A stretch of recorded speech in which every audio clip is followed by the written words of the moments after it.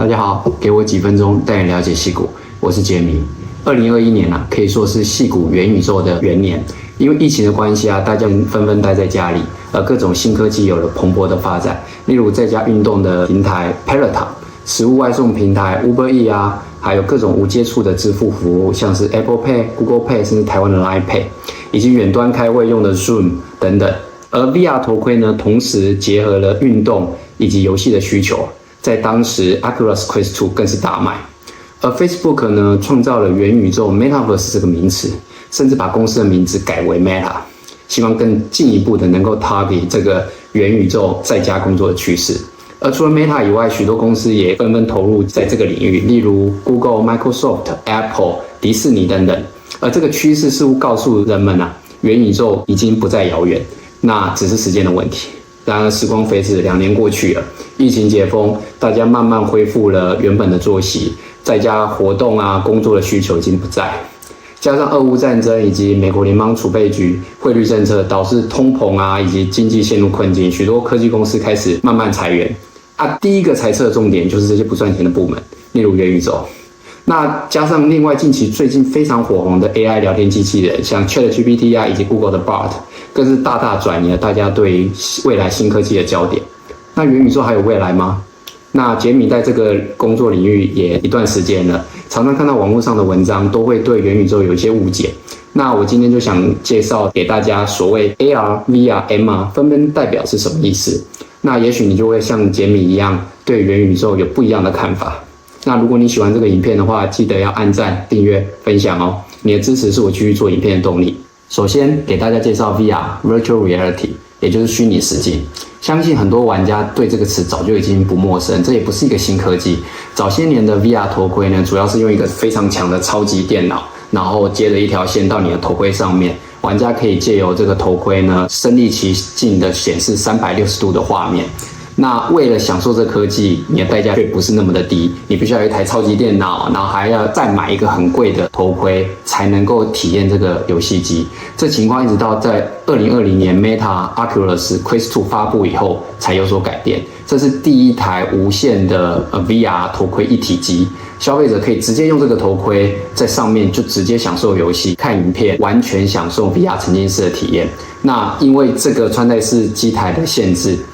性能远远没有办法跟传统的超级电脑加上头盔来比拟，但方便性却深深虏获了消费者的心，也把 VR 这个市场普及到了一般玩家。按照2023年3月份的新闻报道 ，Meta 的 Quest 2目前已经在全世界卖超过2000万台，远远超过了所有历代 VR 头盔加起来的总和。那 VR 似乎也因为这样成为了元宇宙的代名词。大家理解的终极元宇宙，好像就像电影《Ready Player One》一级玩家一样，你戴上了头盔，然后进入虚拟世界以后，所有的一天，你的工作、你的学习、你的所有活动，都在这个虚拟世界中执行。人们生活将主要生活在这个虚拟世界，而不在乎你现在所居住的现实世界。但这真的可能吗？这就是为什么很多人嘲笑元宇宙的原因，因为我也觉得不可能。那元宇宙还能是什么形式呢？那接下来我们就来讲讲 AR（Augmented Reality）， 也就是扩增实境。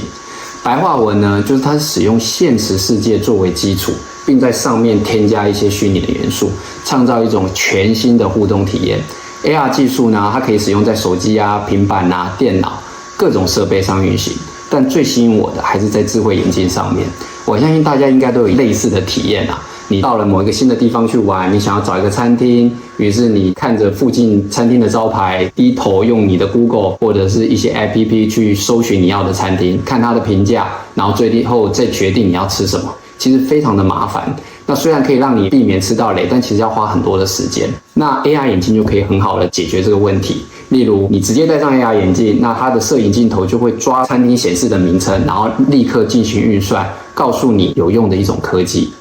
或者是你去一个地方，你做卫星导航平常如果你骑着脚踏车，你想要做 GPS 导航的话，你必须要低着头，或者是架一个手机自行车上面，这其实都相当的不方便。那有了 AR 眼镜以后，其实这些东西都可以解决了。这也是为什么这个 AR 科技让我觉得非常的期待。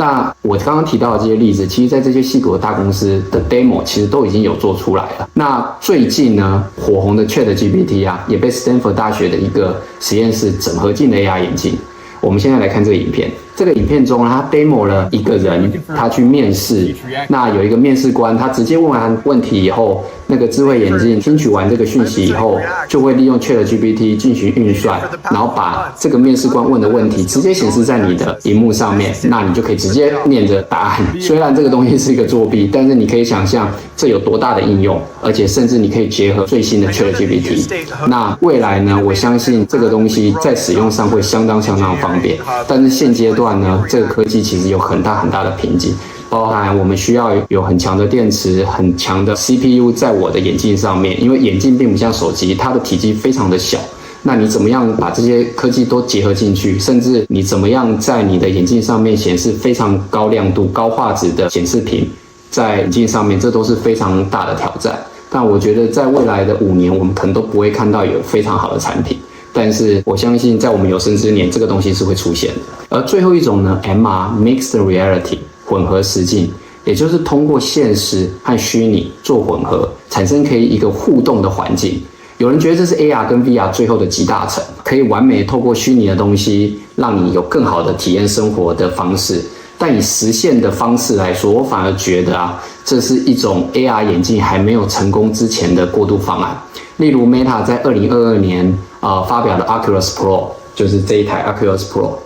那它就是一种 MR 头盔。那 Meta 当时的宣传就是说，它可以用来虚拟办公，你可以结合虚拟世界完成的一些作品，然后直接透过头盔对着你桌上的个人笔记型电脑产生互动，然后互相传递各种资料，来更有效率的完成工作。不过理想总是美好的，目前实际体验过以后都不是非常好，可以几乎说是完全没有一个非常实用的 use case 可以用。而最近呢，谣言满天飞的 Apple 新的头盔也是类似这种 MR 头盔。Apple 一直以来都是非常出名的，是提供非常好的使用者体验的产品。那我们希望到时候 Apple 发表的时候，它可以给我们一种全新不同的体验。不过呢，按照现在目前的谣传，这一个 Apple 的头盔会要价$3000，想要尝鲜的这些果粉们，我想大家要先把钱准备好才行。另外呢，其实还有其他的新创公司像是由前苹果员工们创立的一家在矽谷也是非常有名的 Startup Human， 那他们最近也泄露出他们下一代要发表的新产品。那它是一种透过投影在手上来互动的装置。这些东西呢，我觉得虚拟世界结合的现实世界的新科技，在我们有生之年一定都可以实现。但它可能不是目前这些公司正在发展或者是努力的方向，也许是完全不同的形式，但是这个趋势是不会改变的。那路透社也报道 ，Meta 预测呢，在2035年，元宇宙产业总值会达到美国 GDP 的2.4%。我相信这个产业未来还是非常令人期待的。那看完今天的介绍，有没有改变你们的想法呢？在底下留言让我知道吗？或者是你们有其他关于 AR、VR、MR 相关的讯息，也欢迎在底下留言告诉我。最后也不要忘记按赞、订阅、分享哦。做影片真的很不容易，先谢谢大家啦，拜拜。